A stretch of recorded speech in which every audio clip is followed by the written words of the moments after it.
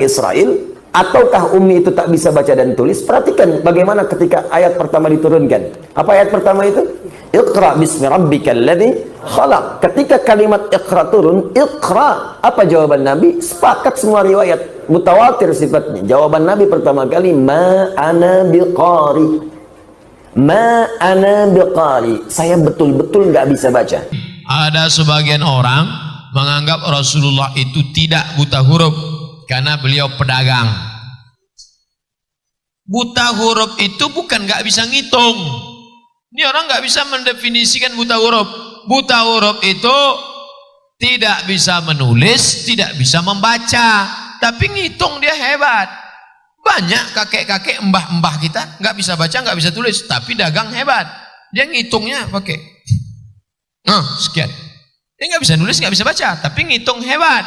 Dan Nabi Muhammad itu nggak bisa nulis, nggak bisa baca, bukan kerendahan, bukan kehinaan, justru itu mukjizat. Karena kalau dia bisa tulis, dia bisa baca, orang akan katakan, dia bisa tulis, bisa baca kan karena belajar dari orang Romawi, dia belajar dari orang Yunani. Tapi ini mukjizat, dengan tidak bisa menulis, tidak bisa membacanya, maka dia itu wama yantiqu anil hawa. Dia tidak bicara mengikut hawa nafsunya. Nabi Muhammad tidak bisa tulis, tidak baca, yang ngomong bukan Ustadz, Allah. Mana ayatnya? Walladzi ba'atsa fil ummiyina.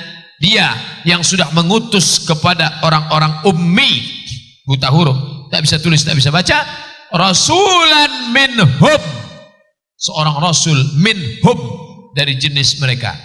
Dia tak bisa tulis, tak bisa baca, tapi bukan kehinaan bagi dia, bukan naqs, bukan ajiz, tapi justru kesempurnaan, mukjizat yang luar biasa. Banyak orang tak bisa baca tapi bisa hafal Quran. Imam Syafi'i belum bisa baca tapi hafal Quran. Karena Al-Quran bukan tulisan. Al-Quran bukan tulisan yang turun dari langit lalu dibaca. Tidak. Al-Quran itu suara. Suara Jibril didengar oleh Nabi. Suara Nabi didengar sahabat. Suara sahabat didengar tabi'in. Suara tabi'in didengar tabi'in. Sampai ke guru kita. Makanya banyak di antara kita yang belum bisa baca tapi bisa hafal ayat. Anak umur 5 tahun, anak umur 3 tahun. Bismillahirrahmanirrahim. Alif lam mim. Dzalikal kitabula. Dia belum bisa baca, tapi dia sudah bisa hafal. Ketika dia bisa baca, dia bingung. Loh, ini tulisannya alama. Kenapa dibaca alif lam mim? Alif lam mim. Mana ada ya sama mim di situ? Kalau dibaca alama. Karena Quran bukan tulisan. Quran itu suara yang turun lalu kemudian ditulis oleh sahabat. Jadi jangan katakan ini mukjizat. Nama bukunya Mabahith fi Ulumil Quran, ditulis oleh Syekh Dr. Qasabi Zalat, guru kami dulu mengajar di Al-Azhar dalam bidang apakah Nabi itu buta huruf? Ya, mukjizat. Ya, tapi sebelum saya dilaporkan ke Bareskrim, akan saya laporkan siapapun yang mengatakan Nabi Muhammad buta huruf. Saya laporkan polisi.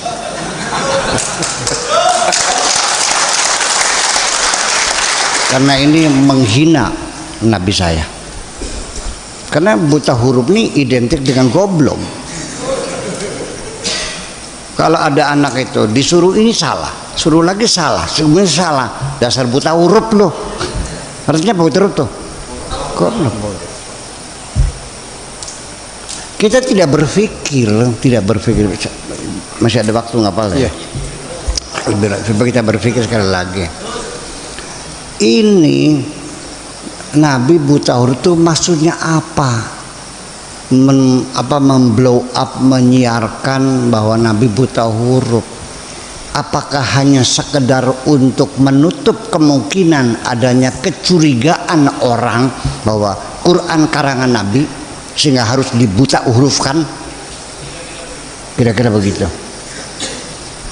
Sekarang saya nanya, ketika Nabi ada di Wahiro, ini kan hadis, Nabi lagi bertapa, datang malaikat Jibril terus Iqra.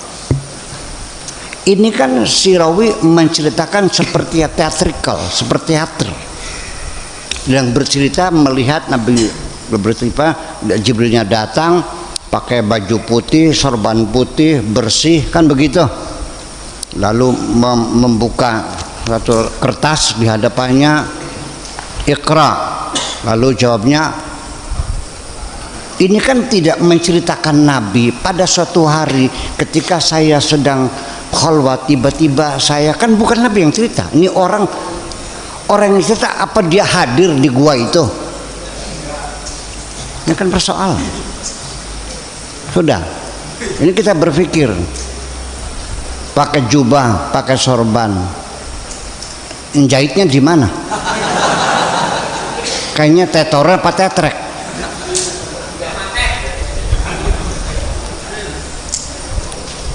Iya.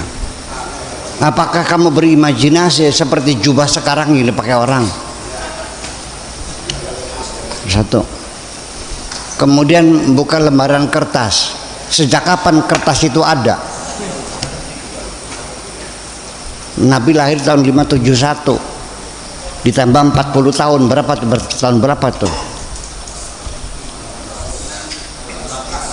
571 tambah 40 berarti tahun 611. Belum ada kertas di dunia ini. Kertas itu baru dibuat tahun 800 abad keempat, baru orang bikin kertas. Udah. Kemudian lagi,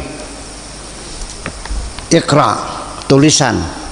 Quran itu turun berbentuk tulisan atau berbentuk kaulan? Gagal kan? Gagal kan? Waratil Quran inna sanulqi 'alaika qaulan tsaqila. Kaulan. Biar cerdas mikirnya.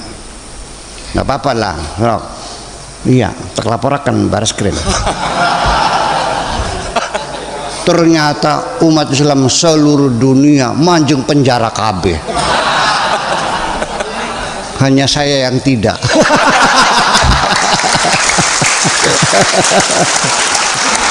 Makanya udahlah, jangan terlalu rajin lapor ke baris krim lah, dah. Iya, ya kadang-kadang penghinaan Nabi kan Pak kita. Ini kan juga sama. Udah. Nabi kalau iya betul dia itu buta huruf, kenapa disuruh membaca? Allah tidak mungkin menyuruh orang yang tidak bisa. Ini firman Tuhan, la yukallifullahu nafsan illa wus'aha. Kalau Allah tahu dia buta huruf, tidak mungkin disuruh baca. Udah berapa tuh? Ya, 4. Kelima ya? Nabi disuruh baca dan kamu mengatakan Nabi tidak bisa membaca, berarti nabimu tidak melaksanakan perintah Tuhan. Pakai logika. Nah, sudah. Nah, yang keenam,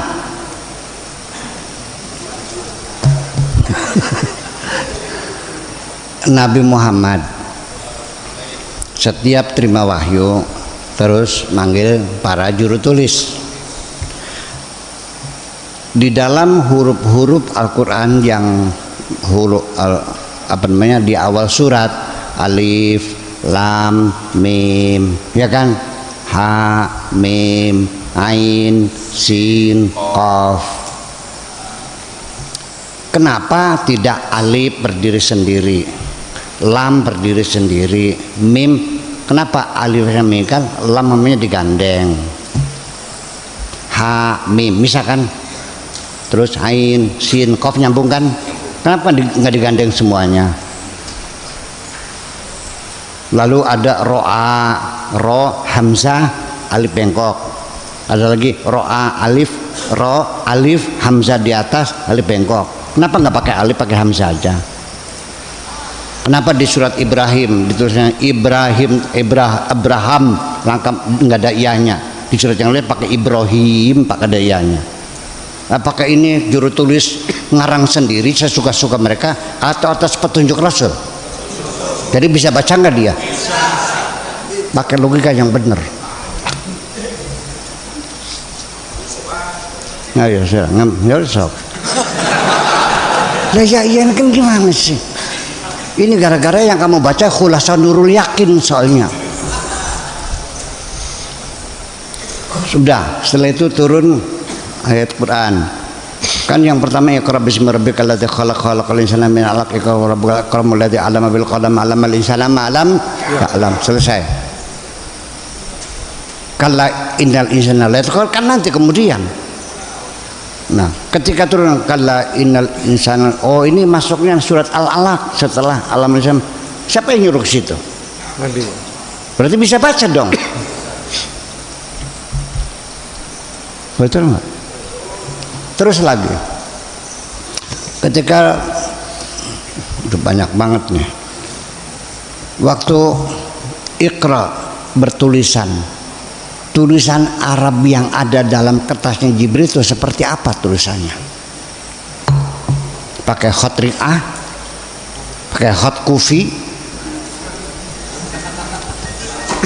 Adiwani ya. iya Adiwani, apa khat Utsmani. Dan harus tahu bahwa huruf Arab waktu itu baru ada 15 huruf, belum ada titik kok. Ba, ta, sa, ya, na sama gambar jukung. Ini jadi persoalan. Ya kan begitu. Jadi artinya bahwa nggak masuk akal. Jadi hadis itu dipertanyakan. Dari mana Anda tahu bahwa lagi ini Jibril datang buka lembaran apa ngintek gitu? Atau Nabi yang bercerita? Saya kira akan lebih ideal lagi kalau riwayatnya hadisnya itu Nabi yang ngomong. Bainama kuntu fil ghari idz ja'ani Jibrilu, kan begitu. Ini kan cerita. Ya. Itu persoalannya. Jadi untung saja ada Imam Bukhari katanya kan gitu, hadis. Imam Bukhari itu pernah mengecek, meneliti, mengurai, menganalisa, ya, mengklarifikasi dari teksnya, dari rawinya, sanadnya. Ini kataan fulan, dicek orangnya, coba jujur nggak orangnya? Ya ternyata bohong, coret kan gitu. Semua kan gitu. Itu sampai akhirnya setelah diseleksi yang lolos hanya 14.000 Sahih Bukhari itu. 600.000 hadis diseleksi secara cermat, kejujuran perawinya dan semuanya itu dalam 16 tahun. Yuk kita ngitung. 16 tahun. Hadisnya 600.000. Sob, mana kalkulatornya? 600.000 dibagi 16 tahun, berapa setahunnya? Sok hitung-hitungan dulu. Berpaham. Bagi 16 tahun. Berapa setahunnya tuh? 600.000 dibagi Wes gampang, masih kenceng gak kita? 37.500. 30. Nggak hafal kita, Bapak. Iya boleh. Iya. 1 tahun. Nah, dibagi 12 bulan. 3.125. 3.125 setahun. Per tahun. Per tahun. Dibagi 360. bagi 12, satu bulannya dibagi 12. 30 hari. Dibagi 12 dulu udah kan? Iya. Iya. Jadi sebulan berapa? Dibagi 12. 3.125. Nah, 125 sehari. bulan. Sebulan dibagi 30. 104. 104. Sehari dibagi 14 berapa? 24 jam dibagi 24. 4,3 sekian. 4,3. Udah 4 saja dah, 4 hadis 1 jam tuh.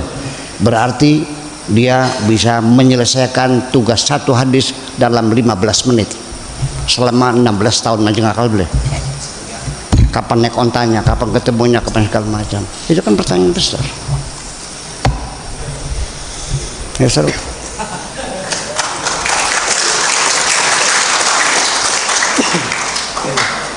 Dulu saya dengan Gus Dur bicara seperti ini. Kata Gus Dur, ya memang begitu Pak Sakur. Saya ini beragama kayak pegang bara. Dilepas nggak boleh, dipegang saya sakit.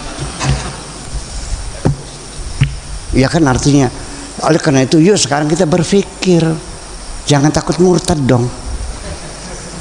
Daripada saya akan memberi komentar kepada 3 tokoh agama ini, Wah, Was, dan Buya Sakur.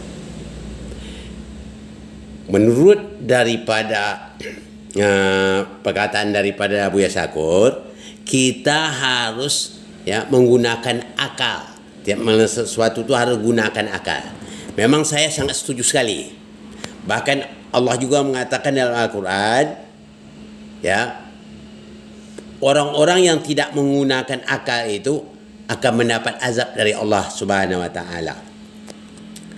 Di sini dari 3 tokoh agama ini akan katakanlah ini seperti diskusi. Yang diskusinya masalah Nabi Muhammad. Kalau menurut keterangan dari Wah maupun Was, Nabi Muhammad tidak pandai membaca dan menulis, atau dalam istilah lainnya disebut ummi. Di sini Buya Sakur tidak setuju dengan mengatakan bahwa Nabi Muhammad itu ummi. Itu maksudnya. Dan di sini juga saya akan memberikan suatu komen dari ketiga tokoh tersebut. Yang tersebut ini saya juga mengatakan Nabi Muhammad itu mustahil dia itu buta huruf, tidak pandai membaca dan menulis. Kenapa saya katakan demikian? Sedangkan Nabi Adam, Nabi Nuh, Nabi Idris, Nabi Ibrahim, Nabi Musa dan seluruh para nabi semuanya pandai membaca dan menulis. Mana mungkin Nabi Muhammad tidak pandai menulis? Sedangkan seluruh para nabi itu pandai menulis. Allah yang mengajar dia. Itu yang pertama. Yang kedua, mana mungkin, mustahil Allah akan memerintah Nabi Muhammad untuk membaca, sedangkan Nabi Muhammad tak pandai membaca. Mana mungkin? Allah memilih orang yang tidak pandai membaca sebagai utusannya. Itu mustahil. Untuk yang lebih jelas lagi, saya akan jelaskan sebagaimana yang disampaikan oleh Wah. Sewaktu Nabi Muhammad berada di Gua Hira, datang malaikat Jibril mengatakan, Iqra. Nabi Muhammad menjawab katanya, Ma'ana biqari'in. Itu malaikat bilang, Iqra ya Muhammad. Nabi Muhammad menjawab, Ma'ana biqari'in. Saya tidak tahu membaca. Di sini perlu saya digarisbawahi, kalau di dalam bahasa Arab, ma di situ ada 2 makna dalam bahasa Arab. Pertama, ma yang artinya nafi. Ma nafi yang artinya menidakkan, nafi. Yang kedua, ma artinya istiham. Nah, di mana letaknya istihamnya? Kita harus tahu juga. Istiham itu artinya bertanya Apabila ma itu masuk kepada fi'il, pada isim, fi'il Apabila ma masuk kepada isim, itu artinya istiham bertanya. Ma'ana biqari'in. Yang mana apa? Apa yang mau saya baca Jibril? Katalah kita berada di gua lah, katakan kita berada di gua, tiba-tiba ada orang menyuruh kita bacakan itu, baca. Tentu kita menjawab, apa mau saya baca? Buku tidak ada, tulisan tak ada, apa mesti harus saya baca? Bukan begitu. Maka baru dilanjut oleh Jibril, Iqra bismi rabbikal ladzi khalaq. Bacalah Muhammad nama Rabbmu yang telah mencipta, yang telah menciptamu, baca. Itu baru dilanjutkan. Jadi ma di sini yang perlu Wah ketahui bukan artinya nafi, tapi istiham.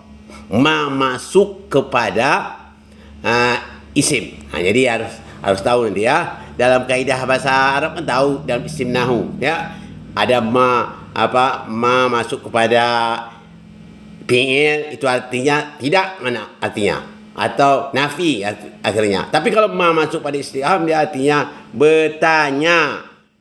Jadi ini jelas Nabi Muhammad, sebenarnya saya setuju juga apa yang dikata Abu Syakur.